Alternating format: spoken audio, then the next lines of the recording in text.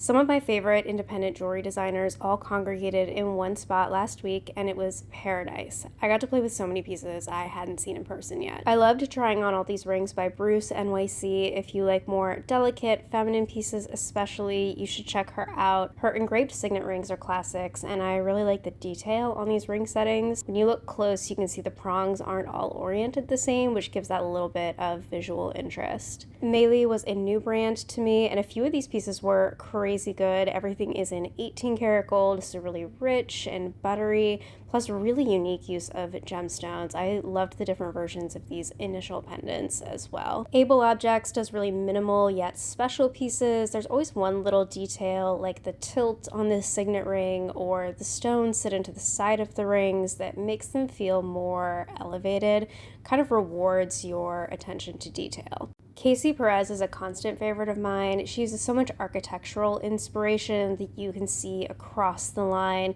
She also loves gems and color. Just look at the fire on this Australian opal. Really beautiful. This was my first time seeing Casual Seance. She brought some beautiful deep sapphire rings that would make great engagement rings, and lots of pieces with inlay and silver as well. She's based in Arizona, and I think you can see a little bit of that influence. These knife edge stacking rings fit perfectly in my stack. I'm really struggling to decide between the diamond version and the sapphire version. They're both beautiful. Jeannie Kim's dough rings are low-key famous on TikTok. They're inspired by twisted Korean donuts, and the shape is so cool. I think her midi ring is underrated though, especially in this sandblasted finish that looks so soft and lovely. All that said, I think the best part was probably hanging out with other jewelry aficionados, geeking out over their collections. It's always just so much fun to trade everyone's pieces around and ooh and ah. I did end up buying a piece at the show, but since the designer didn't have my size in stock, we will all have to wait a little bit for the reveal, so stay tuned.